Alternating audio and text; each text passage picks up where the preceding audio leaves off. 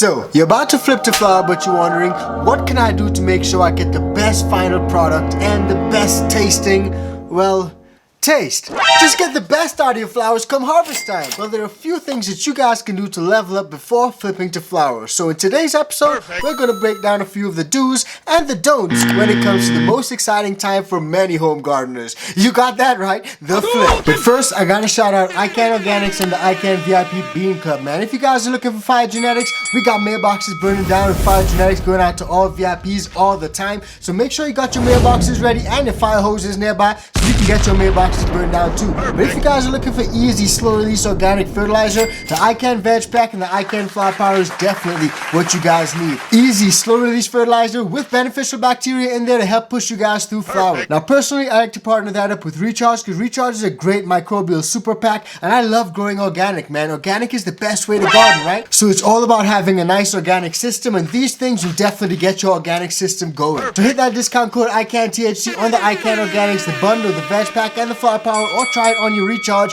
and snag a little discount today. Now without further ado, let's get into today's episode.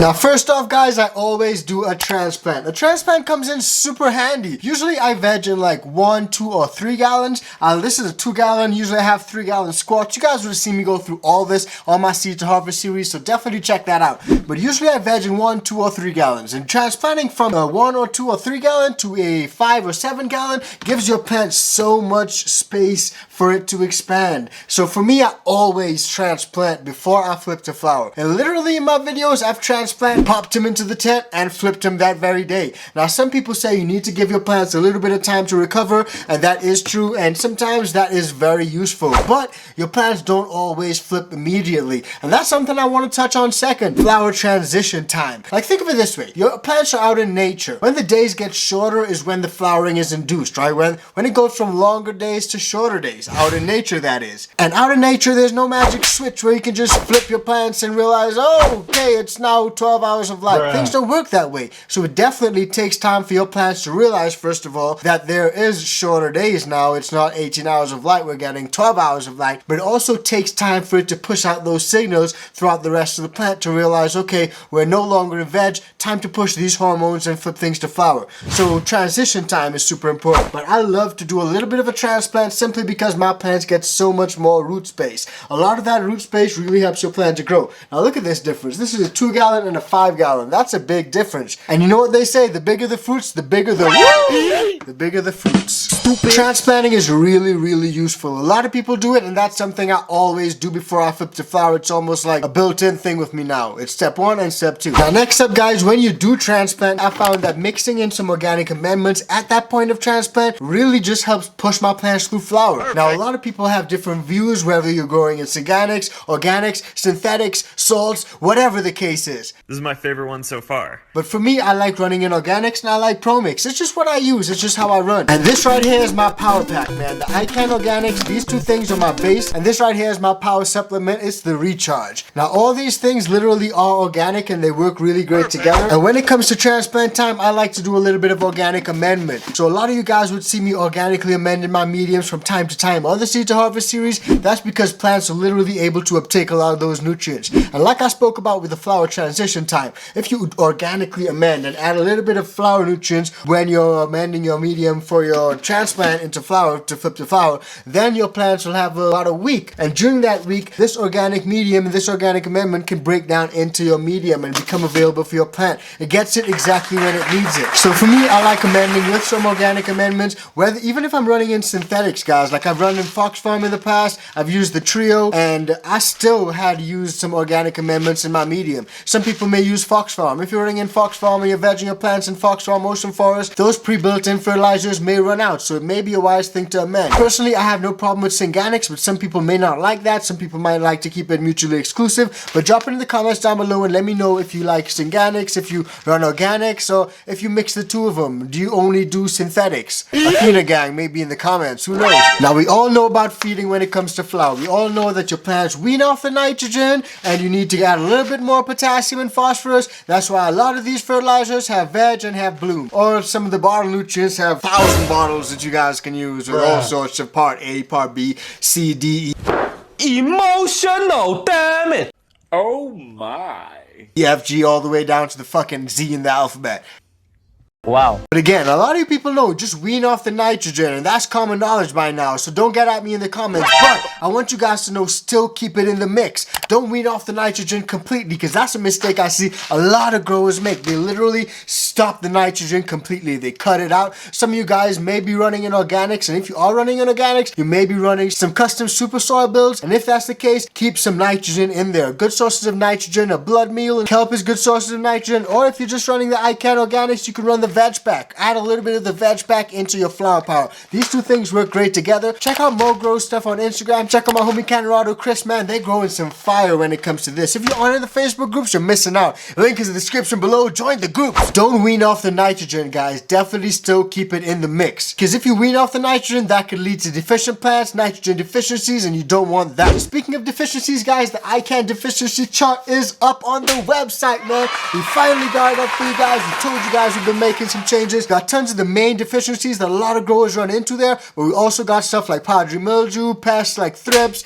aphids, all sorts of stuff. So definitely check that out. Grab it and stick it up in your grow room, man. Now, there are loads of charts online that may be a little bit difficult to read because all the leaves look pretty similar, but these ones I actually got pictures of real leaves for you guys. So definitely check that out. If you guys want to grab some of the new gear, some of the new merch, we got the Save the Trichomes, we got the iCanFAM hat, Save the Trichomes, we got the iCanFAM hat, we also got the mailboxes burning down tea and everything, man. So guys, check out the new website, www.icanfam.com. Once again, that's www.icanfam.com. It's all about the fam, man. Love you guys. Now, I don't want any of you guys to end up in any deficiencies, so definitely cop that chart so you guys avoid those deficiencies. And that leads us nicely onto our next one. And I haven't even been numbering this so far, guys. And speaking of that, guys, I actually recorded this video like 3 times before, and all of them failed out because YouTube just didn't like it. They didn't like where I was sitting at. I was sitting in front of the tent. They didn't like that. Sitting for the veg room, they didn't like that. So I was like, heck, we're just gonna go back in the studio and sit right here. I was just trying to make content a little different for you guys, you know, switch things up, but YouTube was like, we don't like that. But anyway, guys, grab that deficiency chart and it will help you guys out. And that leads us nicely onto our next one, which is don't flip sick plants. Definitely don't flip any sick plants. That's the worst thing you guys can do. Because straight up, like, I've flipped sick plants and it doesn't get any better in flower than it was in veg. So it's not a good idea to flip the sick plants. Personally, I've learned that it's better just to quarantine them for a bit. If they're looking a little bit unhealthy, get them back to full potential. Like, if you got to get them out of the veg room, if you only got one tent or whatever the case is, just throw them somewhere else with a light, man. Sometimes too much light may be the problem. That can cause issues. Just throw them somewhere, give them a nice little comfortable space to live in, and it'll recover. Make sure you're treating it nice and tender love and care, and then flip it to flower. You'll be a lot happier at the yields, the quality of your final product, everything, than if you flipped a sick plant. So don't flip sick plants, guys. And that also leads me on to another thing that I actually heard about recently. So this is more of a recent observation rather than something I've learned myself, okay? Because we're talking about like quality here, guys. Don't flip your plants when they're too small. Now, that's something I heard, and I heard that if you flip them when they're too young, that can cause herms. I don't know how true that is. I heard that on the Humboldt Gate issue thing on that interview. I don't know, but let me know what you guys think. It was something like not enough ethylene or ethylene involved in there. Ethylene. Personally, I don't know. I've flipped some small plants that were pretty young, and I know people that do the flip from 12 from seed. People do sea of green, really small plants, tons of colas. Like it's all. I don't know. I'm not sure about that. So let me know what you guys think about that one, man. But one thing that I always do is before flipping, I do a little bit of a defoliation. Defoliation comes in key. Methods like lollipopping, going in there and just trimming out fan leaves, basically getting a structure for your plant and what you want it to look like in flower, but you start it before you flip the plant into flower. So if you flip in a bushy plant, like right now, guys, we got the Banoffee pie head. That girl is so bushy, like it's one of the bushiest, and that's the strain that I created. That's the iCan VIP seeds. That's what we created, fam. Like And it's so bushy, man. I love it. It's crazy. So I did a bit of defoliation on that girl. Literally just getting in there and building a structure because I want a lot of colas, like tons of colas. And you're not trying to grow tons of fan leaves, right? You're trying to grow tons of colas. Now, I've seen people go in and do really hardcore defoliation methods like swazing, where you go in and you take off every single fan leaf. Now, that is a little bit crazy to me, and I don't go that hardcore, but I do like lollipopping, trimming the lady's legs. You know, the bottom third of that plant, just get rid of everything, man. All those little suckers is going to turn into popcorn bud anyway, so for me, I don't want to grow popcorn bud or grow a bunch of fan leaves. I want to grow nice buds, man. I want them tops, baby. Pause, no did stupid. So again, guys, just don't go overboard when it comes to defoliation. And personally, you might find a lot of benefits when it comes to getting fatter, rock, or solid nugs if you remove some of that lower growth where the plant is diverting energy to, growth resources to, and hormones to, and now it doesn't have to anymore because you nip those off, so it's going all up to the top. So those well, we're going to be this size, they're now this size. So, win-win. Do a little bit of defoliation. Personally, I like to do a little bit of defoliation before I go into flower, and a little bit of defoliation around week 4, week 5 of flower, and maybe I'll do selective defoliation later on in flower about week 8 or week 9, depending on how long the plant runs for. But a lot of the times, just look over your plant from above, and if you're seeing any massive fan leaves covering any bud sides, just move those around to the side, tuck them, and if they keep popping back up and it's getting overly ridiculous, then just snip it off. But you'll get a little bit of a handling for it as time passes. With experience, you'll know what to do.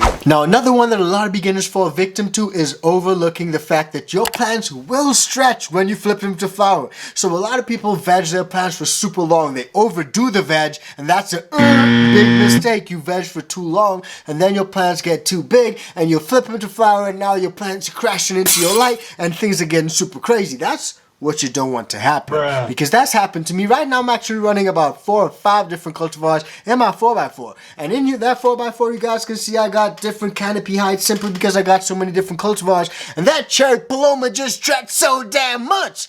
I just don't know what to say about it, but it's beautiful, but it just stretches a lot. That's something that a lot of people may not know until you flip your plants to flower. So you may not realize until you flip your plants to flower. For the most part, you don't always know what's going to go on until you flip your ladies. You don't know how things are going to look, you don't know what's what, and you don't know how aggressive that pre-flower stretch can be. Now, for the most part, pre-flower stretch your plants can literally double in size sometimes. Sometimes it may not be that aggressive. Sometimes it may be really crazy. So just be wary of it. Make sure you got space in your tent because of that stretch. And if you got multiple cultivars in your tent, you can't always tilt your lights like this because that may not be ideal or optimal. Most times your light will be like that. You'll have some plants up here and you'll have some ladies down here. And those ladies down here probably ain't getting good light penetration as those ladies up here. So just something to think about. Speaking of light, guys, pay attention to your DLI. That's the final tip, and that's the pro tip. Pay attention to DLI. It's really useful to optimize your growth and reduce wasted light and energy.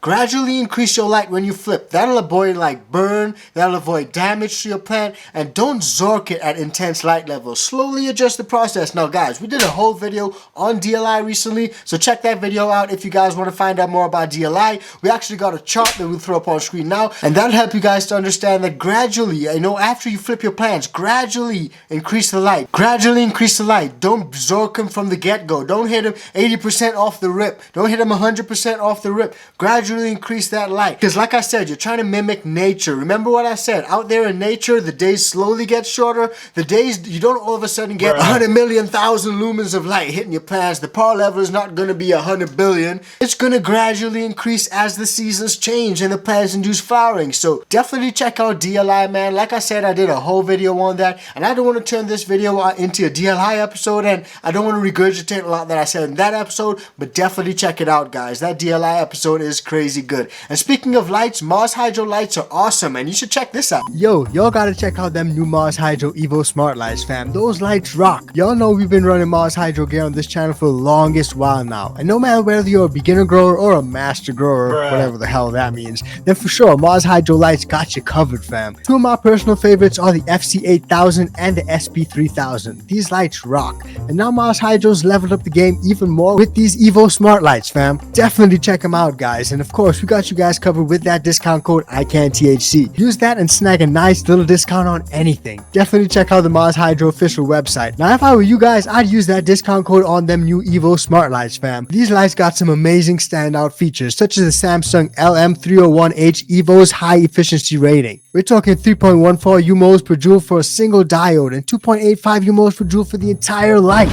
Mind-blowing. Plus, they also got that new smart FC4000 Evo bar light made for 2x4 coverage. So if you're like me and you love to use 2x4 tents just because of how versatile and nifty they are, then this light is definitely worth a try. For any 2x4 tent, I'd recommend this or the SP3000. I love my SP3000. And for any 4x4 or 5x5 tent, I'm gonna definitely recommend these new Evo smart lights or that FC8000. I've also used the FC6500 and it works great. Now, it doesn't stop there, guys, because Mars Hydro's also got tons of grow tents, carbon filters, and other grow equipment as well. If you're just starting off, you can grab an entire grow kit with everything that you need to get started from seed all the way to harvest, including thermometers, pots, timers, the works. With that Mars Hydro iCanTHC discount, you guys can get it at a great price too. So level up your grow room and thank me later. You won't regret it, I promise you, fam.